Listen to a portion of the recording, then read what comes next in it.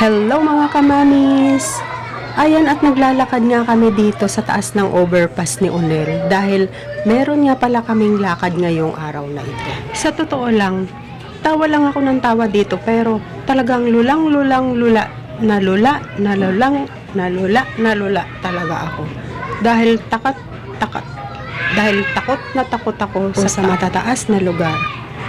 Heto nga at humahawak pa ako sa balikat ni Unel, pero ito namang si Unel ay pili talaga akong binibiro pa niya dahil sabi niya, "Mami, hawak ka lang sa akin, hindi ka mahulog sa overpass." Pakiwari naman niya, siya ang hero ko, the best hero.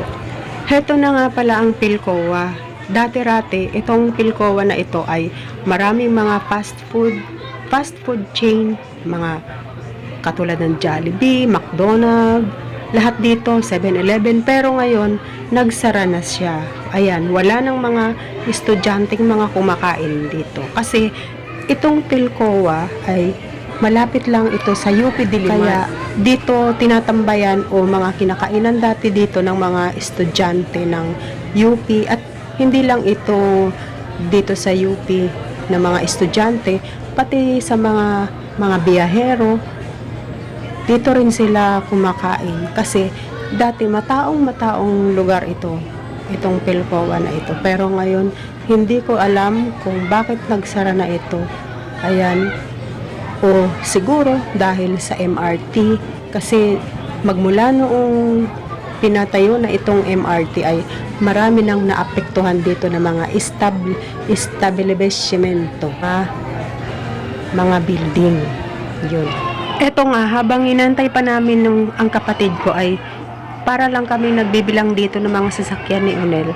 Pero, at habang naghihintay nga kami, napapaisip talaga ako kung bakit ito nagsara. Kasi, hindi mo naman sasabihin na lugi ito dahil talagang sobrang madaming tao dito at saka maraming mga kumakain dito sa lugar na ito. Eto nga, at hindi pa matapos-tapos ang pag-iimbestiga ko dito, hindi talaga ako maka-get over kung bakit nagsara ito. Diyos ko. Problemahin ko ba naman yun sa dami-dami ng problema dito sa mundo? Talagang problema ko pa talaga ito. Hindi talaga ako maka-move on. Sige pa rin ang explika ko ng explika dito. Ayan nga at medyo mainit na ang panahon dito kasi magtatanghali na nga po diyan. Ayan, kaya sobrang paghihintay lang namin sa kapatid namin, baka sakaling sila ay dumating na. Si Unel nga ay naka-face mask pa. Sabi ko nga sa kanya ay tanggalin na muna dahil para naman makahinga siya dahil sa sobrang init. Total, dalawa lang naman kami dito. Meron nga mangilan-ngilan, may mga naglalakad at dumadaan sila dito dahil dito naman sa lugar na to ay talaga namang daanan ito ng mga tao. At dahil nga sa pagmamadali ko kanina, hindi nga ako nakapagsuklay diyan. Ayan, at ipinungos ko nga lang ang aking buhok. Pero hindi naman halata ito dahil ito ay kulot. At nakakuha nga ako ng blusa na puti. Tapos, tinernuhan ko lang ng jacket na maong dahil mahilig naman talaga ako sa jacket na maong. Ayan, ipinatong ko nga lang siya. Ayan nga ang aking attire. Napakasimpleng attire lang at si Unel naman naka-t-shirt lang. Tapos ako dyan ay nakapantalo ng itim na cotton. Ayan, sobrang naiinitan na nga ako dyan. Kaya nilagay ko na sa likod ko yung jacket na maong para naman mahanginan ang likod ko. Dahil wala pa nga ang kapatid ko. Maya-maya, darating na siguro sila. Ayan, si Unel lang kanyang formang malupit ang suot niya. Siya lang naman ang may gusto ng ganyan ang suot niya. Dahil nga sabi ko, mainit ang panahon ngayon, kaya mag-short ka na lang. Ayan, nag-post nga kami dito at nag-picture pa. Dahil sa sobrang init. Ayan, mag-aalas 11 na nga talaga dyan at mainit na. Ayan, kinuha ako ng camera ko. Ayan, nandito na nga pala kami. Sinundo na kami ng kapatid ko. Tapos, ang kapatid ko nga pala ay dinaanan namin sa Star Mall. Ayan, para makasabay na kami at magkakasama na kami para makapag-lunch na nga. Doon yun nga po ang sadya namin dito, makapag-lunch na, dahil itreat nga po kami ng kapatid naming bunso dahil siya nga ay paalis na. Ito nga ay padispedida, pati nga ang mga magulang namin nang galing pa sa probinsya ay pupunta nga po sila, dadalo sila.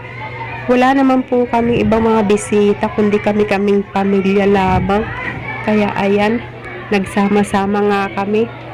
Talagang masayang-masaya nga kami dito. Ayan, may biruan pa. Ayan ang kapatid ko, pliniplex pa ang damit niyang napakaganda. Pang Gen Z na Gen Z.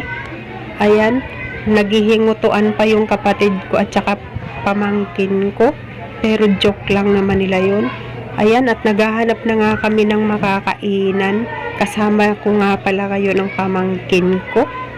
Ayan, sabi ko sa kanya, punta naman tayo dito sa parang kangaroo na may tubig na pop falls.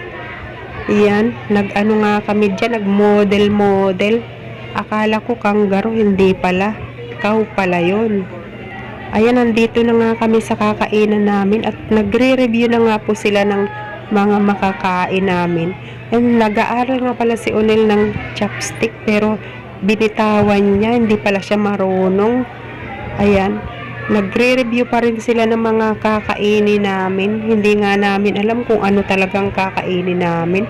At andyan ay inihanda na lahat ang mga pagkain. Kailangan maubos na namin itong lahat dahil mahal nga po ang bayad niyan. Kailangan sulitin. Ayan, itsura kong gutom na nga talaga diyan.